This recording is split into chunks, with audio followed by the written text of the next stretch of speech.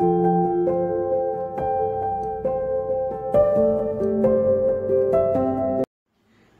मित्रांनो, बरेच वेळा आमचे पेशंट मला विचारत असतात की त्यांच्या फुफ्फुसाचे आरोग्य चांगले राखण्यासाठी कोणकोणते घरगुती उपाय करता येईल. आज याविषयीच आपण सविस्तर चर्चा करणार आहोत. मी डॉक्टर गुणवंत महाजन, कन्सल्टंट चेस्ट फिजिशियन आणि ॲलर्जी स्पेशलिस्ट म्हणजेच फुफ्फुस विकार तज्ज्ञ म्हणून गेल्या 14 वर्षापासून श्री गणेश हॉस्पिटल जळगाव येथे प्रॅक्टिस करीत आहे. फुफ्फुसाचे आरोग्य चांगले राखण्यासाठी जे काही घरगुती आणि सर्वात सोपे उपाय करायचे त्याविषयी आज आपण बोलू. यात सर्वात महत्त्वाचं आहे ब्रीदिंग एक्सरसाइजेस म्हणजे श्वासासंदर्भातले व्यायाम. यात सर्वात सोपा उपाय म्हणजे ओम एक्सरसाइज. यामध्ये आपण एक लांब श्वास घ्यायचा असतो आणि लांब श्वास सोडायचा. बघा, मी करून दाखवतो. तोंड उघडायचं आणि शांतपणे श्वास पूर्ण आत घ्यायचा. एक 5 सेकंद श्वास पकडून ठेवायचा आणि नंतर पूर्णपणे श्वास बाहेर सोडायचा. बघा,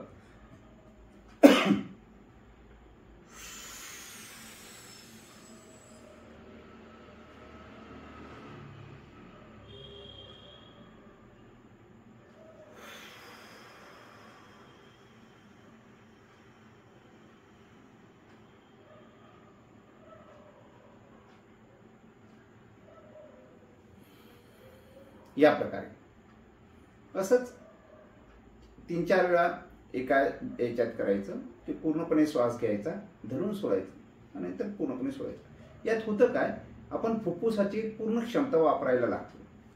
नॉर्मली जी फुफ्फुसाची एवढी कॅपॅसिटी आहे, नॉर्मल श्वासामध्ये फक्त आपण त्यातला एवढासा भाग वापरत असतो. आणि या प्रकारच्या एक्सरसाइजमध्ये आपण पूर्ण लांब श्वास घेतो आणि पूर्ण श्वास सोडतो. त्यामुळे फुफ्फुसाची पूर्ण कॅपॅसिटी आपण यात वापरत असतो. याचाच पुढचा भाग म्हणजे डायफ्रॅग्मॅटिक ब्रीदिंग.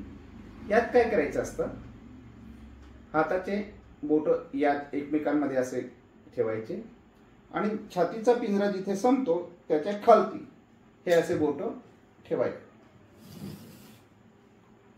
बोट हात असे ठेवायचे, छातीच्या बरगड्या संपतात तिथे.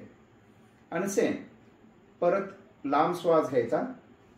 श्वास जसा पूर्ण आपण घेतो तेव्हा हात बाहेर जाईल आणि नंतर श्वास सोडायचा. आणि श्वास सोडत असताना हा हात आत पोटामध्ये दाबायचा, जेणेकरून पूर्णपणे श्वास बाहेर निघायला मदत होईल. बघा, मी करून दाखवतो.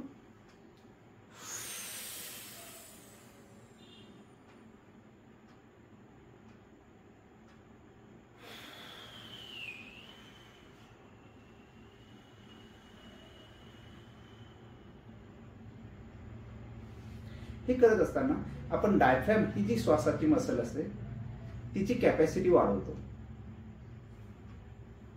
ही सिंपल एक्सरसाइज तुम्ही दिवसातून 2 किंवा 3 वेळा केली तरी सफिशियंट आहे. याच्याने फुफ्फुसाची क्षमता वाढायला मदत होते. आता यानंतर याचा पुढचा भाग तोंडाने श्वास घेणे आणि नाकाने सोडणे.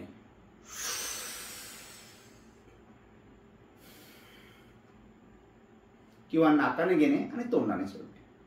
या ब्रीदिंग एक्सरसाइजेसमध्ये आपण फुफ्फुसाची पूर्ण क्षमता वापरायला लागतो.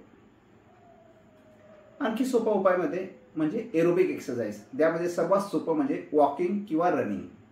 तुम्हाला जितकं शक्य असेल दिवसातून एक 15 ते 20 मिनिटं तरी चालण्याचा प्रयत्न करा. तुमच्या असलेल्या आजारानुसार, फुफ्फुसाच्या कॅपॅसिटीनुसार काहींना कमी शक्य होईल, काहींना सहजतेने हे करणं शक्य होईल. तुम्हाला जितकं शक्य असेल त्या पद्धतीने एक 10 ते 15 मिनिटाचं वॉकिंग तरी, आणि जर जास्त शक्य असल्यास 15 ते 20 मिनिटं तरी वॉकिंग करायचं. आणि वॉकिंग करत असताना मोबाईल नको. आपलं लेफ्ट राईट या पद्धतीने ब्रिस्क एक्सरसाइज म्हणजे कमीत कमी हे वॉकिंगचं तरी चालण्याचं, हात पुढे मागे करत लेफ्ट राईट करत आपल्याला जायचं आहे. जर तुमची फुफ्फुस क्षमता कमी असेल आणि तुम्हाला थोडंही चालायला दम लागत असेल तर जितकं तुम्हाला सहजतेने करता येईल तेवढंच करा. उगाच शरीराला त्रास करून ही एक्सरसाइज करायची नाही आहे. नंतर श्वासाच्या आजारांमध्ये आणखी महत्त्वाचं आहे ते ॲलर्जी. तर ज्यांना कोणाला ॲलर्जीचा त्रास आहे, ॲलर्जी संदर्भातल्या गोष्टीचा त्रास आहे, त्या गोष्टी आपण अवॉइड करायला पाहिजे. धुळीचा त्रास असल्यास त्या संदर्भात घरात स्वच्छता राहील हे पाहिलं पाहिजे. बेडशीट, अंथरूण कमीत कमी आठवड्यातून 2 वेळा तरी उन्हात टाकायला पाहिजेत. घर दिवसातून 2 वेळा तरी घराला पोचा लावून स्वच्छ केलं जाईल याची काळजी घ्यायची. घरात कोळ्यांचे जाळे होणार नाही, पर्टिक्युलरली आपल्या बेडरूममध्ये कोळ्याचे जाळे होणार नाही, कुठं ओलसरपणा राहणार नाही याची दक्षता घ्यायची, कारण त्यामुळे फंगसचा त्रास वगैरे होतो. तसंच ज्यांना परागकणांचा त्रास असतो त्यांनी बाहेर निघताना, बाहेर फिरताना स्ट्रिक्टली मास्क वापरायचा आहे. असंही मास्क वापरणं हे ॲलर्जीच्या सर्व पेशंटसाठी चांगलं असतं, कारण मास्क वापरताना इथला नाक आणि तोंडाचा भाग उबदार राहतो आणि त्यामुळे ॲलर्जीचा त्रास कमी व्हायला मदत होतो. सोबत ॲलर्जन नाकात आत येण्याचं प्रमाणही कमी करता येतं. या पुढचा भाग म्हणजे हेल्दी डाएट. रोज वेळेवर पूर्णपणे चांगल्या पद्धतीचा संतुलित आहार घेणं गरजेचं आहे. यामध्ये हिरव्या पालेभाज्यांचा अंतर्भाव जास्तीत जास्त करावा. जेवताना पाणी मोजकं घ्या, पण दिवसभरात पाणी वारंवार घेत राहिलं पाहिजे. दिवसातून कमीत कमी 3 लिटर तरी पाणी घेतलं गेलं पाहिजे. तेलकट तुपकट पदार्थ कमी खायचे. स्पायसी फूड्स, जे मसालेदार पदार्थ असतात ते त्यांचं सेवन कमीत कमी करावं, कारण त्यामुळे ॲसिडिटीचा त्रास वाढतो. ॲसिडिटीचा त्रास वाढला की गट्स, गॅस्ट्रोइसोफेजियल रिफ्लक्स डिसीज आणि खोकल्याचे त्रास वाढायची शक्यता असते. तर जेवणात हिरव्या पालेभाज्या जास्त घ्या, तिखट पदार्थ कमीत कमी ठेवा. तसंच चांगल्या आरोग्यासाठी पुरेशी झोप आवश्यक आहे. दिवसातून एक 4 ते 6 तासाची तरी शांत झोप आपली घेणं गरजेचं आहे. तसंच आहारामध्ये काही पदार्थ आहेत की जे श्वास मोकळा ठेवायला किंवा कफ मोकळा करायला मदत करतात. त्यामध्ये पुदिना, अद्रक या गोष्टी कफ मोकळा ठेवायला मदत करतात. पण लक्षात ठेवा, हे जे घरगुती उपाय आहे ते एका मर्यादेपर्यंतच मदत करतात. नाही माझा कफ खूप जास्त झाला आहे मग मी अद्रक जास्त घेते किंवा पुदिना जास्त घेते असं करू नका, कारण तसं केल्याने तुमच्या शरीराला फायदा होण्याऐवजी अपायच होईल.